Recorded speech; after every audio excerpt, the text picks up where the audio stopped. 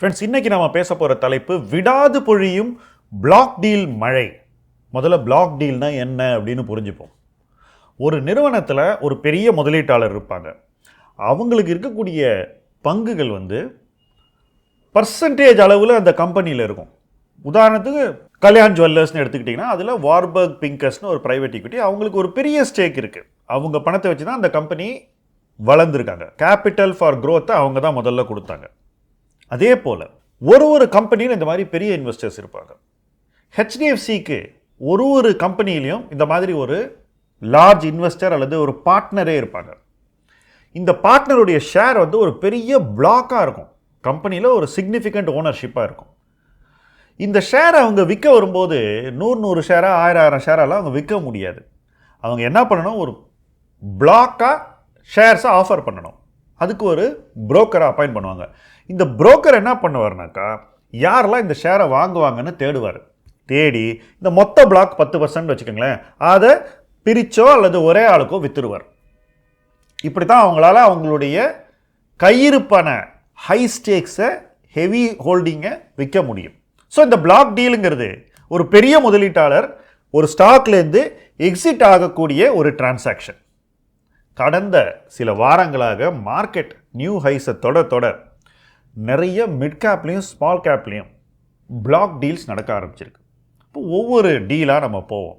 முதல் டீல் நம்ம பேச போகிறது ஹெச்டிஎஃப்சி அசட் மேனேஜ்மெண்ட் கம்பெனி. அதாவது ஹெச்டிஎஃப்சி மியூச்சுவல் ஃபண்ட் இருக்கு இல்லையா, அதனுடைய ஹோல்டிங் கம்பெனி. அதில் அபர்டீன் அப்படின்னு ஒரு பார்ட்னர், அவங்க ஹெச்டிஎஃப்சியோடைய பார்ட்னர். அவங்க என்ன பண்ணாங்கன்னா, மொத்த ஸ்டேக்கையும் விற்றுட்டு வெளியே போயிட்டாங்க. அவங்க கடைசியாக விற்ற ஸ்டேக்கினுடைய மதிப்பு மட்டுமே $500 மில்லியன், அதாவது 4000 கோடி ரூபாய். அபர்டீன் ஹெச்டிஎஃப்சி ஏஎம்சியில் மட்டும் விற்கலைங்க, ஹெச்டிஎஃப்சி லைஃப் இன்சூரன்ஸ்லையும் விற்றுருக்காங்க. அதில் அவங்க விற்ற ஸ்டேக்கினுடைய வேல்யூ 2400 கோடி ரூபாய். 2 இடத்துல கிட்டத்தட்ட $760 மில்லியன் அவங்க விற்றுருக்காங்க. ஸோ ஹெச்டிஎஃப்சியினுடைய பார்ட்னரான அபர்டீன் இந்த 2 கம்பெனியில் இந்த வேல்யூவேஷனில் தன்னுடைய ஷேர்ஸை விற்றுட்டு ஒரு கம்பெனியில் மொத்தமே வெளியேறிட்டாங்க. இன்னொன்றையும் வெளியேறுவாங்கன்னு நம்ம சேஃபாக அசியூம் பண்ணலாம்.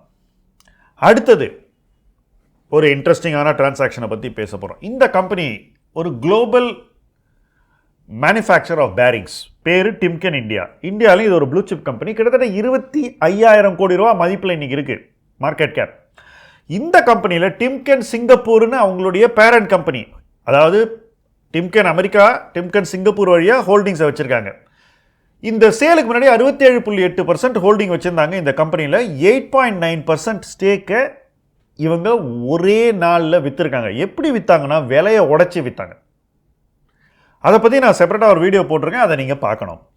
ஸோ எவ்வளோ பணம் வந்தது அவங்களுக்குன்னு பார்த்தீங்கன்னா, $290 மில்லியன், கிட்டத்தட்ட ஒரு 2400 கோடி ரூபாய். ஸோ ஒரு ப்ரமோட்டரே ஒரு ஷேரை விற்கிறதுங்கிறது எதை குறிக்கிறது அப்படின்னு நம்ம புரிஞ்சுக்கணும். அது எதை குறிக்குதுன்னா, இந்த வேல்யூவேஷனை நம்ம விற்றா நமக்கு சாதகம்னு ப்ரமோட்டர் நினைக்கிறான். ஏன்னா வேல்யூவேஷன் இந்தியாவில் மற்ற எல்லா இடத்த விட அதிகமாக இருக்குது அப்படின்னு அவங்க ஃபீல் பண்ணுறாங்க. யார்? American parent company. அவங்க இங்கே இவ்வளோ வேல்யூவேஷன் இருக்கும்போது இங்கேருந்து கொஞ்சம் பணத்தை எடுத்துக்கலாம். எப்படியுமே நம்முடைய வளர்ச்சிக்கு இந்த மதிப்பு கொஞ்சம் அதிகம்தான், நம்ம வளருவோம், ஆனால் இந்த மதிப்பு ரொம்ப நாள் கழித்து தான் வரும். ஒருவேளை அவங்களுக்கு இந்த மதிப்பு சில ஆண்டுகள் அல்லது பல ஆண்டுகள் கழித்து தான் திருப்பி வரும் அப்படின்னு நினச்சாக்கா, இப்போ விற்று வச்சுக்கிட்டா பார்த்துக்கலாம் அப்புறம் என்ன நடக்குது, அவசரப்பட்டு வாங்க வேண்டிய அவசியம்லாம் இல்லைன்னு ஒரு பேரண்ட்டே நினைக்கிறான்.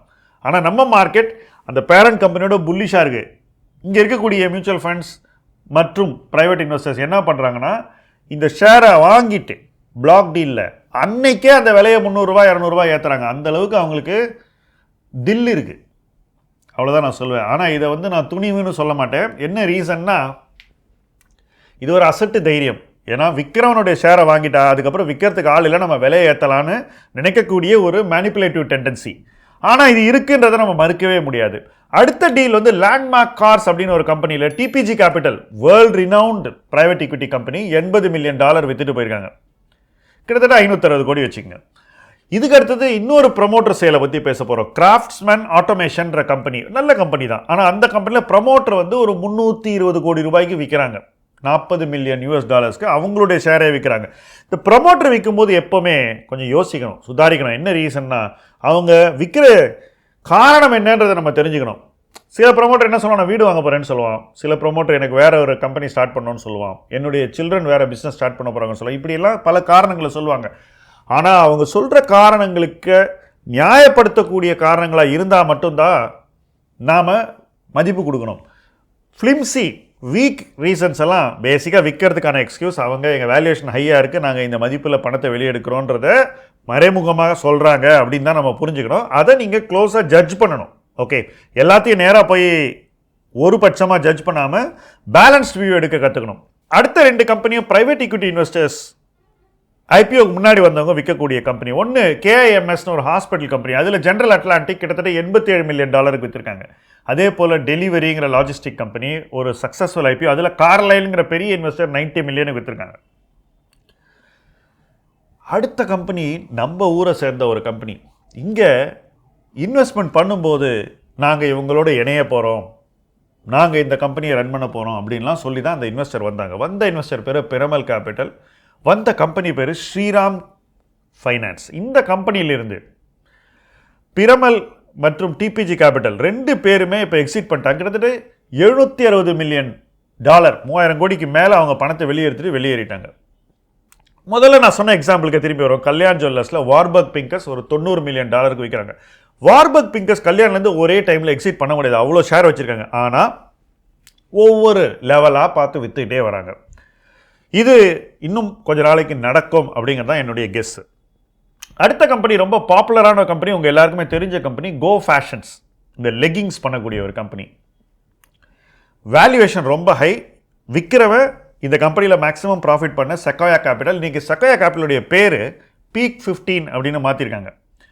இந்த செக்கோயா கேபிட்டல் யாருன்னா இன்றைக்கி பைஜூவில் இருக்கக்கூடிய ஒரு மிக முக்கியமான இன்வெஸ்டர். இன்றைக்கி நிறைய கான்ட்ரவர்சியில் வந்த பல கம்பெனிஸ், கோ மெக்கானிக், இப்படி நிறைய யூனிகார்ன்ஸில் செக்கோயா ஒரு பெரிய இன்வெஸ்டர். இந்த கான்ட்ரவர்சி வந்த பிறகு, கான்ட்ரவர்சி அதிகமான பிறகு செக்கோயாவினுடைய இந்திய நாம் தன்னை பிரித்து கொண்டு பீக் 15 ஒரு புது பேரை வச்சுக்கிட்டு இனிமேல் அவங்கள செக்கோயான்னு அவங்க சொல்லிக்க மாட்டாங்க. அது என்ன காரணங்கிறது நமக்கு போக தான் தெரியும். ஆனால் இந்த பீக் 15 சக்ஸஸ்ஃபுல் கம்பெனிஸ்லாம் ஷேர்ஸை தொடர்ந்து விற்றுக்கிட்டு வராங்க. விற்க வேண்டிய நிர்பந்தம் இருக்குது. ஏன்னா அவங்க இன்வெஸ்டர்ஸ்க்கு ரிட்டர்ன் காட்டணும்னா ஒரு பக்கம் விழக்கூடிய கம்பெனியை அவங்க குறைச்சி எடை போடணும், வேல்யூ பண்ணணும். அப்போது ப்ராஃபிட் இருக்கிற கம்பெனி அவங்க விற்று தான் ஆகணும். அதுதான் இப்போ நடந்துகிட்டு இருக்குது. இந்த கோ ஃபேஷன்லேயே அதுதான் பண்ணியிருக்காங்க. கம்ப்ளீட்டாக எக்ஸிட் பண்ணிட்டாங்க. கிட்டத்தட்ட 360 கோடி இந்த டிரான்ஷேல அவங்களுக்கு கிடச்சிருக்கு. கடைசியாக நம்ம பேச போகிற கம்பெனி ஆக்சிஸ் பேங்க். ஆக்சிஸ் பேங்க்கில் விற்கிறது யார் அப்படின்னு கேட்டிங்கன்னா பெயின் கேபிட்டல்னு ஒரு குளோபல் இன்வெஸ்ட்மெண்ட் பேங்க். அவங்க என்ன பண்ணாங்க, 400லேருந்து 500 ரூபாய்க்குள்ளே 2 வாட்டி பணம் போட்டாங்க. கிட்டத்தட்ட 10% வரைக்கும் அவங்க போனாங்க ஆக்சிஸ் பேங்க்கில். அந்த பங்குகளை இப்போ விற்கிறாங்க $270 மில்லியன். ஸோ கிட்டத்தட்ட அவங்க டபுள் பண்ணியிருக்காங்கன்னு வச்சுப்போம். அவங்க போட்ட காசு டபுள் ஆகிடுச்சு. அதுவும் ஒரு 5 இயர்ஸில் ஆயிருக்குன்னு வச்சுக்கலாம். அவங்க பணம் போட்ட நேரம் ரொம்ப கடினமான காலகட்டம் ஆக்சிஸ் பேங்க்குக்கு. ஆனால் அவங்க பணம் போட்டு கூட அது ரொம்ப நாளைக்கு நகரவே இல்லை. ஆனால் இப்போ இந்த வேல்யூவேஷன் வந்த உடனே இந்த வாய்ப்பை பயன்படுத்திக்கிட்டு அவங்க கேஷ் அவுட் பண்ணுறாங்க. கிட்டத்தட்ட $270 மில்லியன் அவங்களுக்கு வருது. ஸோ பிக் டிக்கெட் டிரான்சாக்ஷன் அப்படின்னு தான் இதை சொல்லணும். ஸோ பிளாக் டீல்ஸுக்கு நீங்கள் பஞ்சமே இல்லை. நான் ரொம்ப ப்ராமினெண்ட்டாக இருக்கக்கூடிய சில டீல்ஸை பற்றி தான் பேசினேன். ஆனால் இன்னும் எக்கச்சக்கமான டீல்ஸ் நடந்துக்கிட்டு இருக்குது. டீல்ஸ் மழை அப்படின்னு தான் நம்ம சொல்லணும். பிளாக் டீல் மழை இந்தியாவில் இருக்குது. பெரிய இன்வெஸ்டர்ஸ் பப்ளிக் இஷ்யூவில் குவாலிஃபைடு இன்ஸ்டிடியூஷனல் பையராக போனவங்க, அதுக்கும் முன்னாடி ப்ரைவேட் ஈக்விட்டி கொடுத்தவங்க எல்லாம் ஷேர்ஸை விற்றுக்கிட்டு இருக்காங்க. வாங்கக்கூடியவங்க நம்ம மியூச்சுவல் ஃபண்ட், நம்ம உள்ளூர் பிஎம்எஸ், நம்ம உள்ளூர் அல்ட்ரா ஹெச்என்ஐ அண்ட் ரீட்டைல். எல்லோரும் என்ன நினைக்கிறாங்கன்னா அந்த விலையிலேருந்து இந்த விலைக்கு வந்திருக்கு, இந்த விலையில் நம்ம வாங்கலாம் அப்படின்னு ஒரு மைல்ஸ்டோன் கம்பேரிசனை வச்சு வாங்குறாங்க. யூஸ்வலாக அவங்க என்ன பண்ணுறாங்கன்னா ஹைஸோட கம்பேர் பண்ணுறாங்க, இல்லை லோஸோட கம்பேர் பண்ணுறாங்க. இது ரெண்டையும் கம்பேர் பண்ணிட்டு இந்த ப்ரைஸ் ஒரு நடுநிலையில் இருக்கிறதுனால இன்னும் அப்சைடு இருக்குது அப்படின்னு நினைக்கிறாங்க. இன்னொரு முக்கியமான அசம்ஷன் வாங்குறவங்க மைண்டில் என்னென்னா இதுக்கு மேலே செல்லிங் வராது அப்படிங்கிறது. இதை உறுதியாக நம்ம சொல்ல முடியாது. இதில் 3வது அசம்ஷன் என்னென்னா நிறுவனத்தினுடைய பர்ஃபார்மன்ஸ் தொடர்ந்து இம்ப்ரூவ் ஆகும், அதனால் மதிப்பு மேலும் கூடும் அப்படின்னு. இப்படி பல அசம்ஷன்ஸை, அதுவும் பாசிட்டிவ் அசம்ஷன்ஸை கொண்டு தான் இந்த மதிப்பீட்டில் இந்தியன் டொமஸ்டிக் இன்வெஸ்டர் பெரிய வெஞ்சர் கேபிட்டலிஸ்ட் கிட்டேருந்து ப்ரைவேட் கிட்டேருந்தும் பிளாக்காக டீல்ஸை வாங்குறாங்க. இந்த டீல்ஸ் என்ன ஆக போகிறது, இந்த கம்பெனிஸ்லாம் எப்படி பர்ஃபார்ம் பண்ண போகிறாங்க, இந்த கம்பெனினால் இந்த புதிய முதலீட்டாளர்களுடைய எதிர்பார்ப்பை நிறைவு செய்ய முடியுதா, அல்லது விற்கக்கூடிய அந்த பழைய முதலீட்டாளர்கள் ஸ்மார்ட்டர் இன்வெஸ்டர்ஸா, செல்லிங் பெட்டரா, பையிங் பெட்டரா, இது எல்லாமே போக தான் நமக்கு புரியும்.